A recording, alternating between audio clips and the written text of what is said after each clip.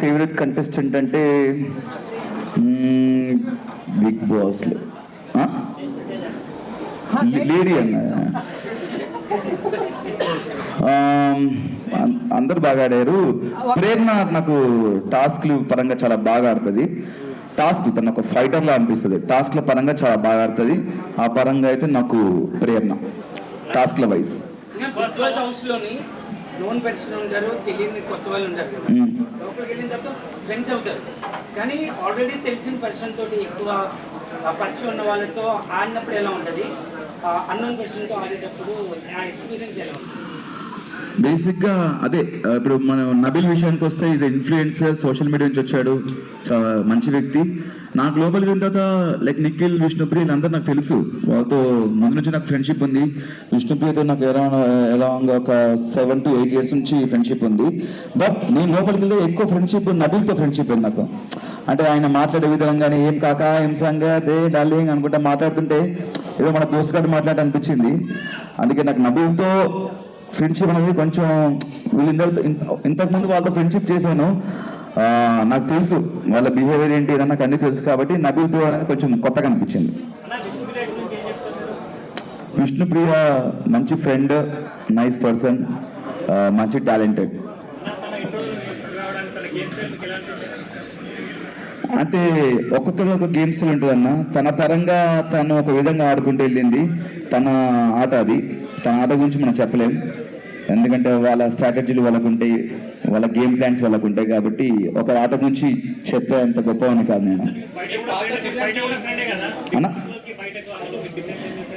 తను బయట ఎలా ఉందో లోపల కూడా అలా ఉందన్న.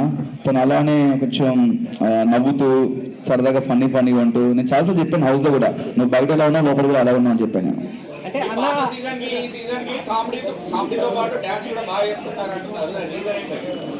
అదే అన్న, మన లైఫ్లో జీవితంలో మనం ముందుకు వెళ్తున్నప్పుడు చాలా నేర్చుకుంటాం. నేను కూడా కామెడీలో కానీ ఒక యాక్టర్గా, ఒక నటుడిగా నేను చాలా నేర్చుకుంటూ ముందుకు వెళ్తున్నాను లైఫ్లో. అప్పుడు సీజన్ 4 ఉన్నప్పుడు మనకంత తెలియదు. అందరికి ఎవరికైనా సరే మీరు లైవ్లో ఒక యాక్టర్ కానీ, ఒక కెమెరామెన్ కానీ, మనకు మార్కెట్లో కొత్త డిఫరెంట్ స్టిల్స్ తీస్తుంటారు, కొత్త యాంగిల్స్ పెడుతుంటారు. మీరు ముందుకు వెళ్తున్న కొద్దీ మేము అంతే కొన్ని నేర్చుకుంటాం లైఫ్లో. ఆ నేర్చుకున్నదే సీజన్ 8లో నేను చూపించాను అంతే.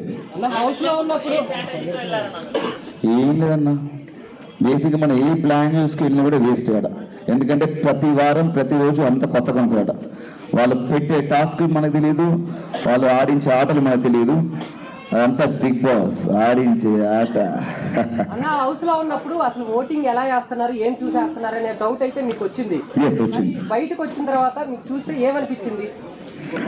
బేసిక్గా అదే నేను చెప్పాను, ఇంట్లో బూతులు మాట్లాడుతున్నారు, కొంతమంది ఫౌల్ గేమ్లు ఆడుతున్నారు, డిస్రెస్పెక్ట్గా మాట్లాడుతున్నారు. ఇలాంటి వాళ్ళు నామినేషన్స్లో ఏమవుతుందంటే ఆడియన్స్ మమ్మల్ని సేవ్ చేస్తున్నారు బ్రో, మిమ్మల్ని మీరు నామినేషన్ రండి అప్పుడు తెలుస్తుందా అని చాలా ఆరగంటగా మాట్లాడితే నాకు చాలా బాధ అనిపించింది.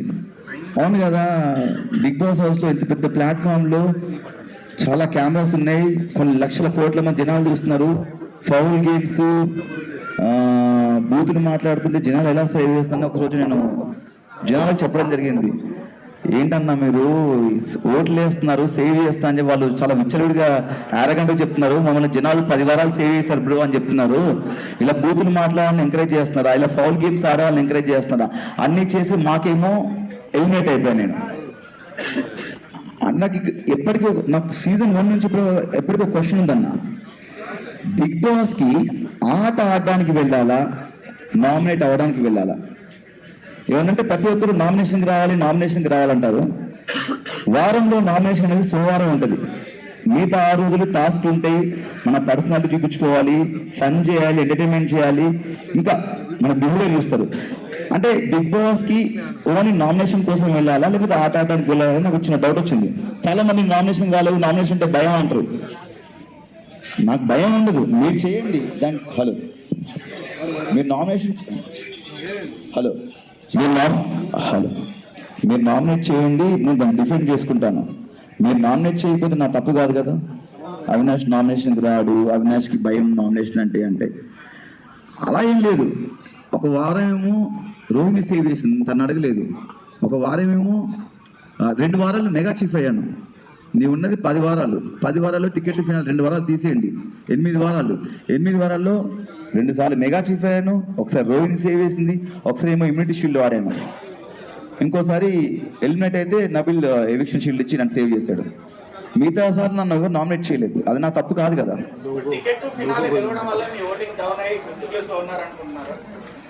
అందరూ ఏమంటున్నారంటే మీరు నామినేషన్కి రాకపోవడం వల్ల మీకు ఓట్ బ్యాంక్ లేదంటున్నారు. అంటే నేనేమంటున్నానంటే ఆడియన్స్కి ఆట చూసి వారం అంతా చూసి వీడు ఏమయ్యాడు, వీడికి ఓటేయచ్చా అని చెప్పి ఓటేస్తే బాగుంటుంది నా అభిప్రాయం. లేదు ఫస్ట్ నుంచి నామినేషన్లు ఉంటాయి కదా, ఓటు వీళ్ళకి వేయడం అలవాటు అయిపోయింది కదా అని వాళ్ళకి వేస్తున్నారని చెప్పేసి కొంతమంది అంటున్నారు. నాకు ఇప్పటికీ అర్థం కావట్లేదు. ఓటు వేయడం, ఓట్ బ్యాంక్ క్రియేట్ చేసుకున్నారు, ఓటు వేయడం అలవాటు అయిపోయింది కాబట్టి కంటిన్యూస్గా వీళ్ళకి ఓటు వేస్తున్నారు. కొత్తగా నామినేషన్స్కి వస్తే వాళ్ళు ఎలిమినేట్ అయిపోతున్నారు అని చెప్పేసి ఇలా అంటున్నారు. నాకు ఇప్పటికీ దీని క్లారిటీ లేదు. యాక్చువల్లీ నామినేట్ అవ్వాలా అవ్వకూడదా, నామినేట్ వాళ్ళు చేయాలి. యాక్చువల్లీ నేను నామినేట్ అవ్వలేను కదా. ఫస్ట్ టైం గౌతమ్ నామినేట్ అవ్వగానే ఎలిమినేట్ అయిపోయాడు, ఫస్ట్ టైం వైల్డ్ కార్డ్ రాగానే. సెకండ్ నేను ఫస్ట్ టైం నామినేట్ అవ్వగా నేను ఎలిమినేట్ అయిపోయాను. అండ్ లాస్ట్ రోహిణి 14th వీక్లో నామినేట్ అయింది, తను ఎలిమినేట్ అయిపోయింది. మణికంఠ చాలా నైస్ పర్సన్. నేను అప్పుడు కూడా హౌస్ నుంచి వెళ్ళిపోతుంటే తను ఉండాలని కోరుకున్నాను. తనకి మంచి పాజిటివిటీ ఉన్నప్పుడే తను బయటకు వెళ్ళిపోయాడు అని బయటకు వచ్చినాక తెలిసింది. తను ఉంటే బాగుండేది. మేము వచ్చిన తర్వాత అతనితో కొంచెం ఫన్ చేయించడము, అతనితో సరదాగా ఉండడం చేయడం జరిగింది. Nice cool person. అంటే నేను ఇంకా నిన్నే వచ్చాను కదా నా మొత్తం ఎపిసోడ్స్ అన్న. బేసిక్గా నేను చేసినవన్నీ వచ్చాయని చెప్పారన్న. అంటే లైక్ నేను కొన్ని చేసినా కొన్ని రాకపోవచ్చు, ఎడిటింగ్లో పోతుంటాయి, బట్ ఆల్మోస్ట్ అన్నీ కవర్ చేశారు.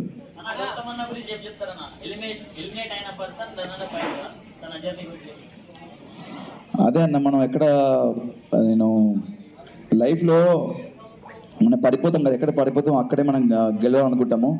ఆయన ఎలిమినేట్ అయ్యాడు, ఎలిమినేట్ అయిన తర్వాత చాలా గట్టి ఫైట్ చేశాడు గెలవడానికి. చాలా కసిగా టాస్కులు గెలుస్తున్న అందరం అనుకున్నాము, నేను అనుకున్నాను వైల్డ్ కార్డ్కి వచ్చి గెలుస్తాడేమో అతను ఫైట్ చూసి. బట్ ఇందాక చెప్పాను అతను రన్నర్ కాదు, నా దృష్టిలో విన్నర్. అండ్ నేను ఎలిమినేట్ అయిన తర్వాత నేను మళ్ళీ గట్టి ముందు నుంచే కసిగా ఆడుతున్నాము.